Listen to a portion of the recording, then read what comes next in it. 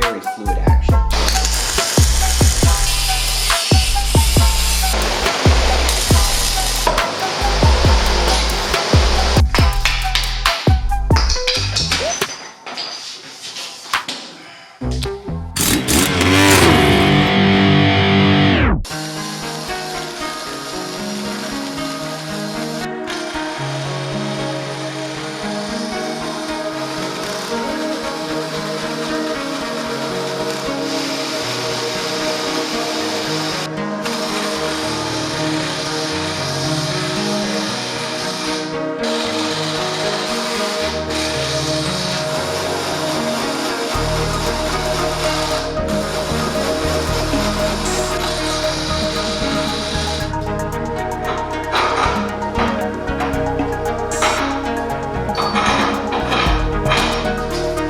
Happens a lot of times with like these bulkhead fittings is they wallow out because of that shock load that's being put on these things. They'll actually turn into ovals. So I've got these couple of 7/8 locking collets here to prevent any wallowing, to give this the best possible chance of surviving the kind of forces I intend to put on this thing. Then we'll have our Heim joint.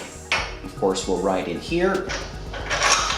So it will kind of go together like this. Of course, I'll cut these spacers to be just the exact spacing and size that I need them to be. This should give me a nice soft suspension back here. The original system, because it was working on bushings and also relying a little bit on tension, you'd feel those smaller hits. This is going to be much softer on the back end of this buggy. Before I get into the welding, these are zinc plated, probably mild steel, but it's a zinc plated steel. Now, the fumes welding zinc are very toxic, so either wear a good mask or do what I do, don't breathe. Those are pretty much your only options.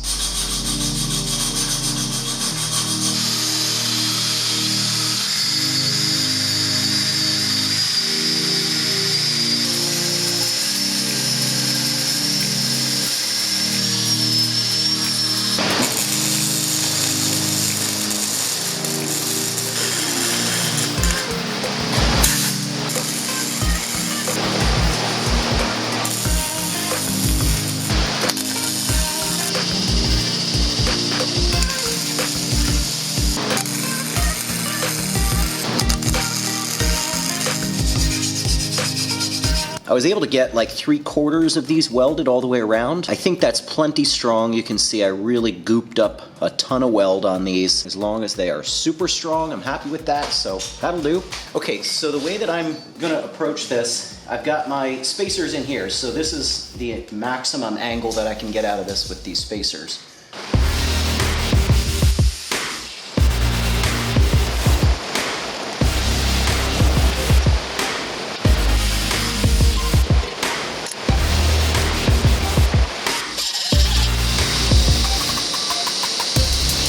A few moments later. As you guys saw in the last part, I've been butchering these A-arms, swing arms with trailing arms, swing arms. They're not A-arms, they're trailing arms, they're swing arms.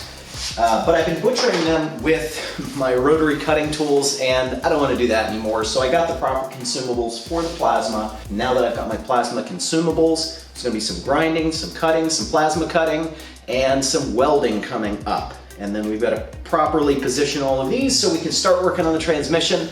So without any further hesitation, let's dig right back into where we left off on these trailing arms.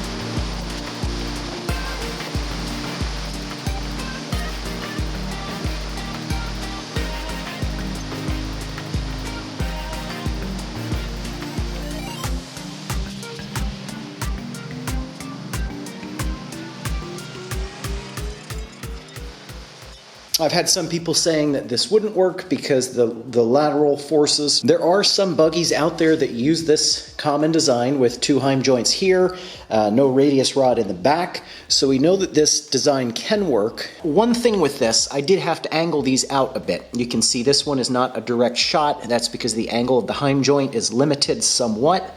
So we'll do the other side the same way. You can see that angle there. Probably closer to 2 degrees than 3 degrees. Later. And now this side is done, and we have the identical same bubble mark. Same 2 to 3 degrees. The next day.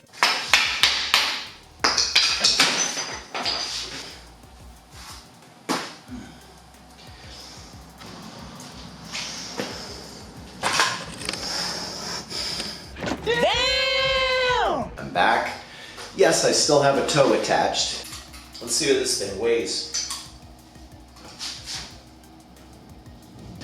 Oh man, 18.5 pounds of steel down on the toe. From here, on the toe. Wow. No wonder it hurts. All right, so it's a few days later, back in town, and I was able to get these trailing arms painted, so now they're finished. The paint is dry. Let me show you how they came out. Much better. We may have even lightened these up a bit. The beauty contest, probably not going to win that category. The absolute insanity, highest horsepower to weight ratio off-road machine category, definitely going to win that one.